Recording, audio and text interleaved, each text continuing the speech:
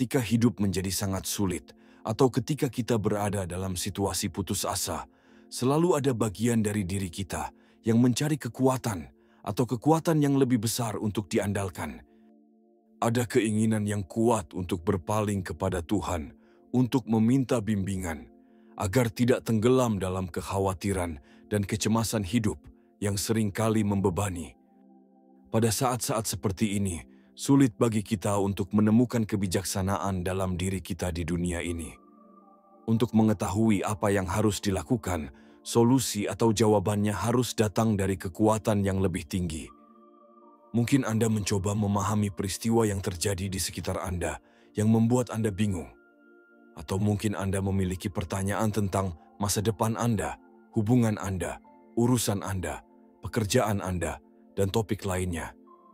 Ada banyak kemungkinan, tapi bagaimana jika di tengah kebingungan dan kesedihan Anda, Tuhan berbicara kepada Anda? Bagaimana jika jaraknya tidak terlalu jauh? Bagaimana jika Dia meminta bantuan Anda, tetapi Anda tidak mau mendengarkannya? Bagaimana jika Dia ingin mengungkapkan maksud dan tujuannya kepada Anda? Tulis amin di kolom komentar jika percaya. Berikut 5 cara untuk mengetahui bahwa Tuhan sedang berbicara kepada Anda. Pertama-tama, Tuhan menyapa Anda secara langsung melalui firman-Nya.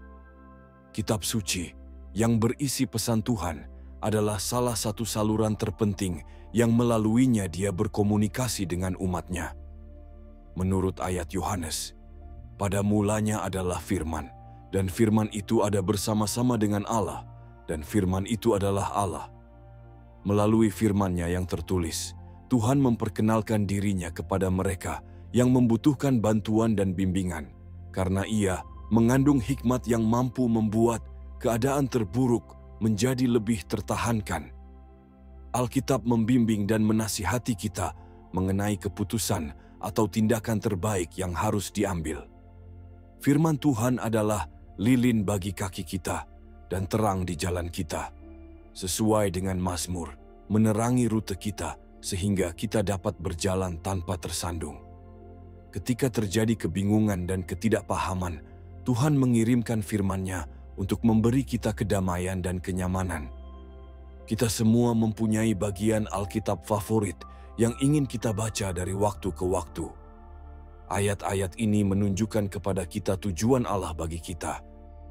Tuhan itu setia dan dapat dipercaya, dan firman-Nya yang disampaikan pada saat yang tepat berfungsi untuk mengingatkan kita akan kasih karunia dan kasih-Nya. Yang terbaik bagi kita adalah tunduk kepada Allah, karena Ia selalu berbicara kepada kita melalui firman-Nya.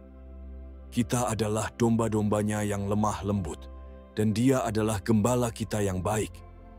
Domba mengenal dan mengenali suara tuannya. Dengan demikian, domba-dombanya diberi makan, bisa bergerak leluasa, dan terhindar dari keganasan dan kejahatan dunia. Dengan cara ini, domba berhasil melindungi diri mereka sendiri. Pada saat Anda menghadapi keraguan, ketakutan, kecemasan, dan keputusasaan, jangan merasa terbebani dan tanpa arah, seperti domba yang tidak memiliki gembala. Jangan membuat keputusan yang tidak rasional karena tekanan atau pengaruh dunia yang tidak semestinya. Hal terbaik yang dapat Anda lakukan adalah bersandar pada firman Tuhan dan bersabar. Bersandar pada firman Tuhan akan mengingatkan Anda akan keagungan dan keefektifan janji-janjinya yang akan membawa Anda pada keadaan damai dan keyakinan mutlak. Kedua, Tuhan dapat berbicara kepada Anda melalui mimpi dan penglihatan Anda. Banyak orang di dunia modern tidak percaya bahwa mimpi mereka memiliki arti sebenarnya. Namun seseorang yang terus-menerus berusaha untuk mendengar suara Tuhan seharusnya tidak memiliki perspektif ini. Mimpi adalah suatu peristiwa atau kejadian di mana, ketika seseorang tidak sadar, serangkaian ide, konsep, gambaran, suara, dan sensasi mengalir melalui pikirannya. Mimpi adalah cara umum Tuhan berkomunikasi dengan kita, dan Alkitab penuh dengan contoh mengenai hal ini.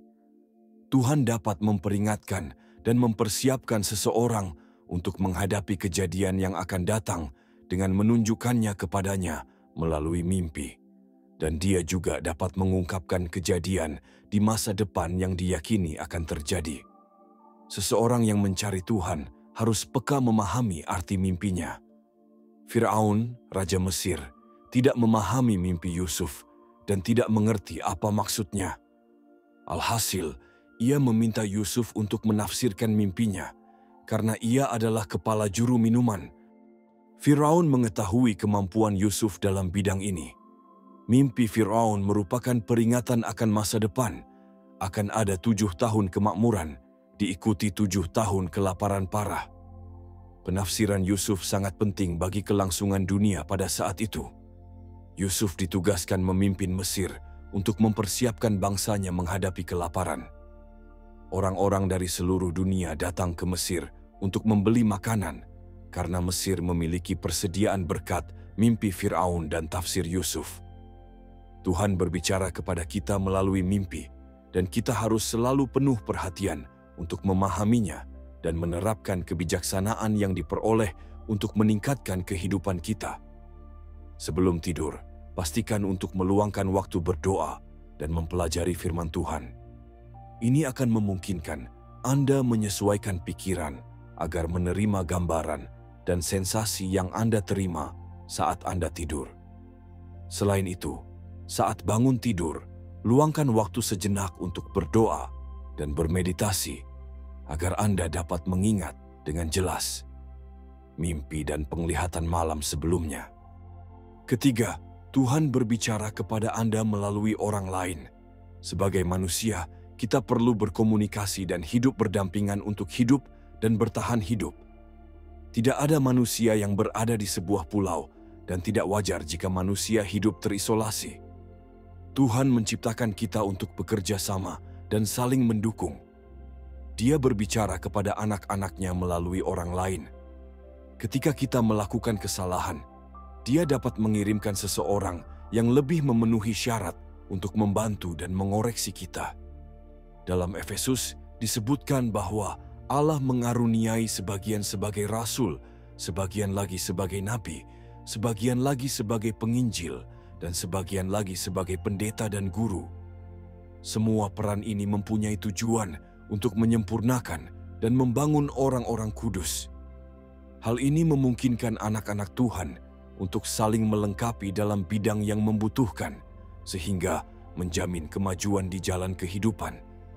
Bantuan dan arahan diberikan di antara semua orang. Ketika kita menghadapi situasi yang berat, Tuhan menggunakan orang lain untuk memberi kita hikmat dan sumber daya yang diperlukan untuk mencapai suatu tujuan atau sasaran. Inilah yang dimaksud ketika kita mengatakan bahwa Allah akan memenuhi kebutuhan kita sesuai dengan kekayaan kemuliaan-Nya melalui Kristus Yesus. Kekayaan dalam kemuliaan melalui Kristus Yesus adalah orang-orang yang diutus-Nya untuk menolong kita, penolong ilahi kita.